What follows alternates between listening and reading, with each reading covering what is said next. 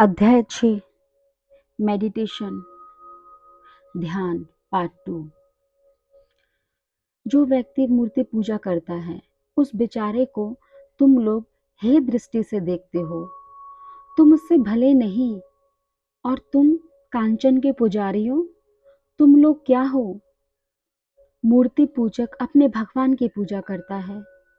कुछ ऐसी वस्तु हैं जिसे वह देख सकता है, परंतु तुम लोग वह भी नहीं करते।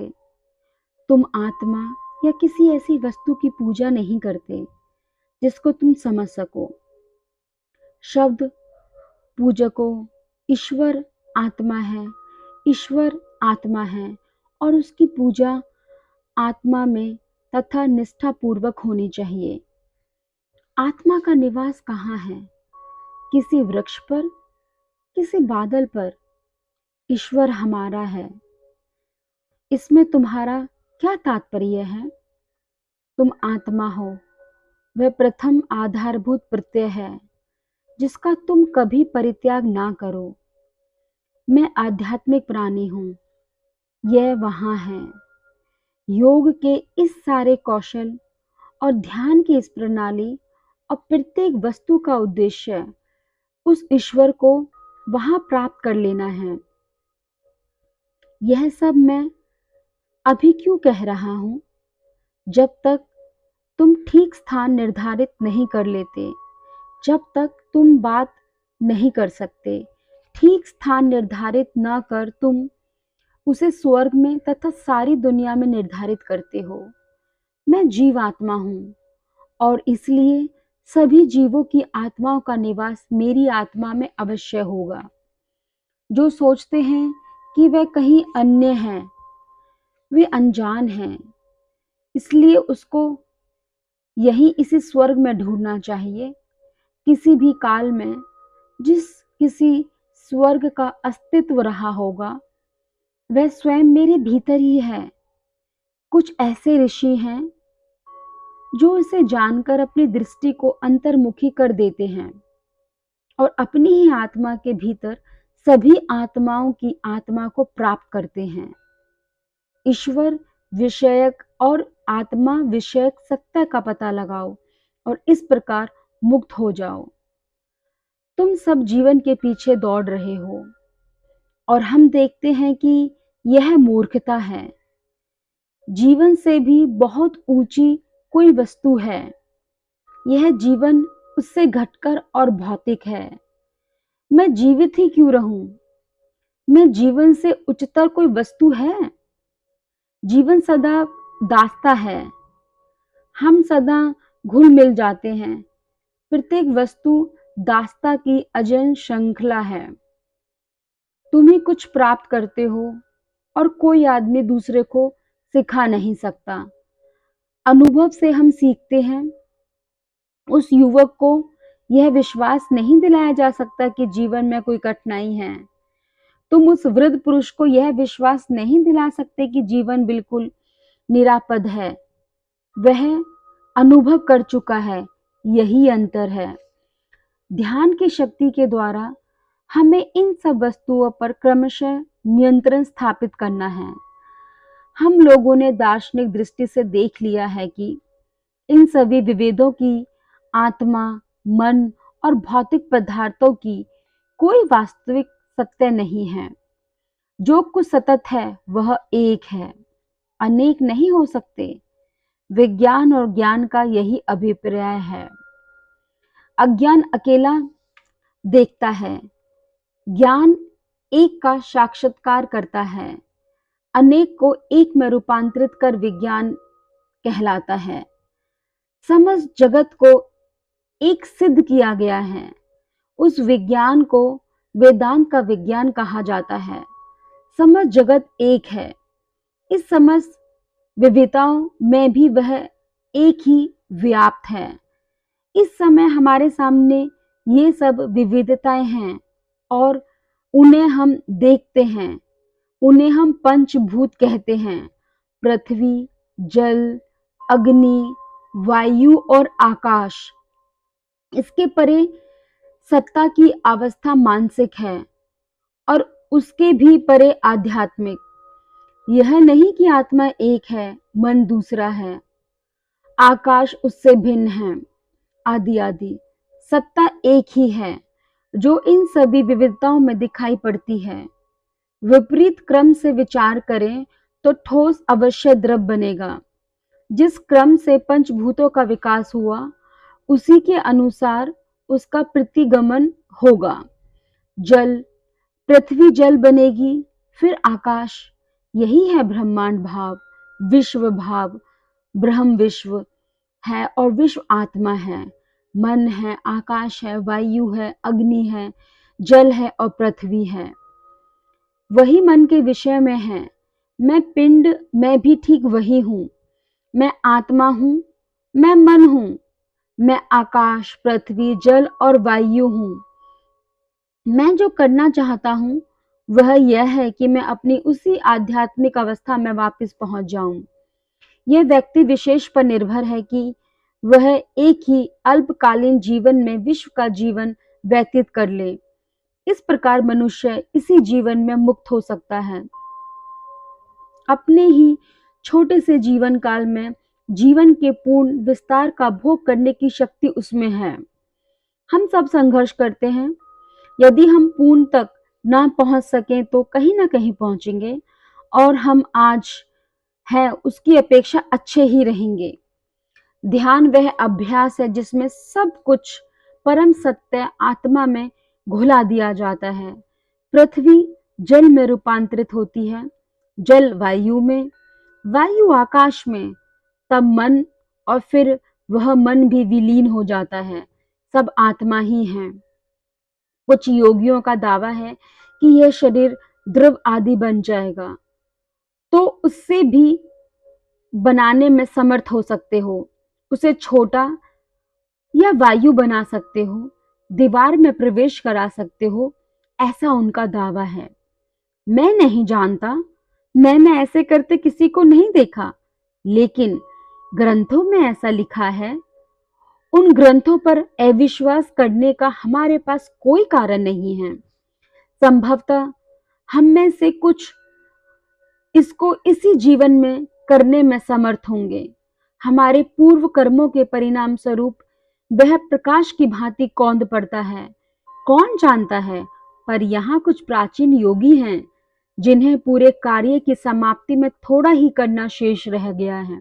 अभ्यास करो। ध्यान, तुम जानते हो, कल्पना की प्रतिक्रिया से आता है। तुम तमाम प्रक्रियाओं से होकर बढ़ो, एक हो, दूसरे में रूपांतरित करते जाओ, फिर उसको अपने से ऊंचे में, फिर उसको मन में, फिर उसको आत्मा में, और तुम आत्मा हो जाओगे। महाआत्मा नित्य मुक्त है, सर्वशक्तिमान और सर्वज्ञ है, निश्चय ही ईश्वर के अधीन है। बहुत से ईश्वर नहीं हो सकते। ये मुक्त आत्माएं आश्चर्यजनक रूप से शक्तिमान, प्राय सर्वशक्तिमान होती हैं, किंतु ईश्वर जितनी शक्तिमान कोई नहीं हो सकती। यदि कोई मुक्त आत्मा कहती है मैं इस ग्रह को इस मार्ग पे चलाऊंगी, तो गड़बड़ हो जाए। क्या तुम यह गलती नहीं करते जब मैं अंग्रेजी में कहता हूं आई एम गॉड, मैं ईश्वर हूं? तो इसका कारण यह है कि उससे उत्तम कोई शब्द मेरे पास नहीं है। संस्कृत में ईश्वर का अर्थ है पूर्ण सत्ता, पूर्ण ज्ञान, पूर्ण बुद्धि, असीम स्वप्रकाशित चेतना। सगुण नहीं, वह निर्गुण है। ईश्वर के सगुण रूप के साथ कभी एकाकार नहीं हूं, परंतु ब्रह्म के साथ, निर्गुण सर्वव्यापी सत्ता के साथ मैं एकाकार हूं। यह मृत्तिका का विशाल पिंड है। इस मृत्तिका में से मैंने एक छोटा चूहा बनाया और तुमने छोटा हाथी। दोनों ही मृत्तिका हैं, दोनों को बिगाड़ दो, दोनों अनिवार्यत एक हैं। मैं और मेरे पिता एक ही हैं, लेकिन मिट्टी का चूहा कभी मिट्टी के हाथी के साथ एकाकार नहीं हो सकता। मैं कहीं रुक जाता हूं, मुझे थोड़ा ज्ञान है, तुमका थोड़ा अधिक ज्ञान है, तुम भी कहीं रुकते हो। एक आत्मा ऐसी है जो सबसे महान है। यह ईश्वर है, योगेश्वर है, सृष्टिकर्ता ईश्वर, सर्वाधिक वह सत्ताधारी है, वह सर्वशक्तिमान है, वह प्रत्येक हृदय में निवास करता है। कोई शरीर नहीं है, उसे शरीर की आवश्यकता नहीं है। ध्यान आदि से जो कुछ तुम पाते हो उसे तुम ईश्वर योगेश्वर का ध्यान कर प्राप्त कर सकते हो। किसी महान आत्मा का ध्यान करने से भी उसकी प्राप्ति हो सकती है, या जीवन के सामंजस्य पर ध्यान करने से भी। इनको विषय या विषय वस्तुनिष्ठ ध्यान कहते हैं। ध्यान विषयों का ध्यान करते हो। अगर तुम कोई लंबा वाक्य लो तो कदापि ध्यान नहीं करते, वह तो जब से मन को एकाग्र करने का प्रयत्न मात्र है। ध्यान का अर्थ यह है कि मन को मोड़कर मन में ही लगा दिया जाए। मन की सारी विचार तरंगे रुक जाएंगी तो संसार रुक जाएगा। तुम्हारी चेतना विस्तृत होती है।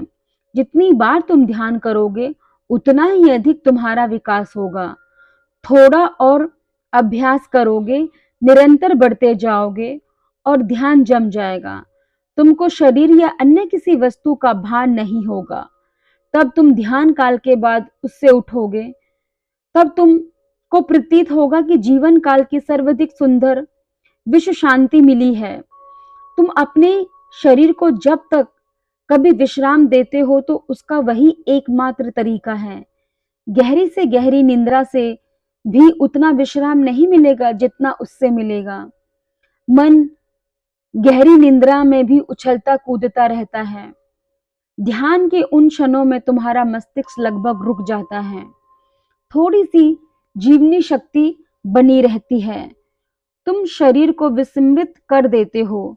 तुम बोटी बोटी काट डाल जाओगे, फिर भी तुमको लेश मात्र अनुभव ना हो। उसको तुमको आनंद मिलेगा। तुम इतने हल्के हो जाओगे कि यह पूर्ण विश्व शांति हमें ध्यान में मिलेगी। तब विभिन्न वस्तुओं का ध्यान, सुषुम्ना के विभिन्न चक्रों पर ध्यान किया जाता है। योगियों के मत अनुसार मेरुदंड में ईरा और पिंगला नाम की दो नाड़ियां हैं। वे दो प्रमुख नाड़ियां हैं जिनसे अभिवाही और अपवाही नाड़ियां प्रभा होता रहता है। पोली नाड़ी, जिस सुषुम्ना कहा जाता है, मेरुदंड के माध्यम से भाग से जाती है। योगियों का कहना है कि यह नाड़ी बंद है, लेकिन ध्यान के बल से इसे खोलना है। शक्ति को मेरुदंड के आधार तक नीचे उतारना है और कुंडलिनी जाग जाती है। संसार बदल जाएगा। हजारों दिव्य प्राणी तुम्हारे आसपास खड़े हैं। तुम उन्हें नहीं देख पाते क्योंकि हमारा जगत इंद्रिय निर्धारित है। हम केवल इस बाहरी को ही देख सकते हैं। जागो, इसे कै की संज्ञा दें। हम अपनी मानसिक अवस्था के अनुसार कै को देखते हैं। बाहर सामने जो वृक्ष खड़ा है उसे लो। एक चोर आया, उसने तने में क्या देखा? पुलिस का एक आदमी। बच्चे ने एक बड़ा भूत देखा। युवक अपनी प्रेयसी की प्रतीक्षा में था और उसने क्या देखा? अपनी प्रेयसी को। परंतु पेड़ का तना बदला नहीं था, वह तो ज्यों का त्यों ही रहा। यह स्वयं ईश्वर है और हम अपनी मूर्खता के कारण उसे मनुष्य, धूल, मूक और दुखी समझते हैं। जो लोग एक तरह से निर्मित हैं वह संभवतः एक समुदाय बना लेंगे और एक तरह के लोक में रहेंगे। दूसरे प्रकार से कहा जाए तो तुम एक स्थान पर रहते हो, सब स्वर्ग और सब नरक यहीं पर हैं। उदाहरणतः बड़े बड़े वृत्तों के रूप में धरातलों को लो, जो कुछ बिंदुओं पर एक दूसरे को काटते हैं। एक वृत्त के धरातल पर हम दूसरे वृत्त के किसी दूसरे बिंदु के स्पर्श में हो सकते हैं। यदि मन केंद्र में पहुंच जाए, तुम सभी धरातलों के प्रति चैतन्य होने लगते हो। ध्यान काल में कभी कभी तुम किसी दूसरे स्तर को स्पर्श करते हो और तुम अन्य प्राणी, अशरीर जीवात्माएं और इसी प्रकार की वस्तुएं देखते हो। तुम वहां ध्यान बल से पहुंचते हो। यह बल हमारी इंद्रियों को बदल रहा है। तुम समझो कि वह हमारी इंद्रियों को सूक्ष्म बना रहा है। यदि तुम आरंभ में 5 दिन अभ्यास करो तो तुम इस चेतना के केंद्र के भीतर पीड़ा का अनुभव करोगे और श्रवण शक्ति सूक्ष्मतम हो जाएगी। यही कारण है कि सभी भारतीय देवताओं के 3 नेत्र होते हैं। यह योगिक चक्षु है, दिव्य चक्षु है, जो खुल जाता है और तुमको आध्यात्मिक वस्तुओं का दर्शन कराता है। ज्यों-ज्यों यह कुंडलिनी शक्ति उद्बुद्ध होकर सुषुम्ना के एक चक्र से दूसरे चक्र में चढ़ती है, त्यों-त्यों वह इंद्रियों को बदलती है और तुम इस विश्व को पूरे विश्व के रूप में देखने लगते हो। यही स्वर्ग है। तुम बोल नहीं सकते, तब कुंडलिनी नीचे के चक्रों में जाती है। तुम फिर तब तक मनुष्य हो जब तक कुंडलिनी मस्तिष्क में नहीं पहुंच जाती। सब चक्रों का भेदन नहीं हो सकता, सारा दृश्य लुप्त नहीं हो जाता और तुम कुछ नहीं बल्कि एक सत्ता का साक्षात्कार नहीं करते हो। तुम ईश्वर हो, उसी में तुम सारे स्वर्गों का निर्माण करते हो, उसी से सब लोगों का है। वह एक सत्ता है, अन्य किसी अस्तित्व है ही नहीं, किसी अन्य का अस्तित्व नहीं है। बहुत बहुत शुक्रिया दोस्तों मेरा वीडियो देखने का। अगर आपको पसंद आए तो प्लीज़ लाइक एंड सब्सक्राइब जरूर करना। बहुत बहुत शुक्रिया।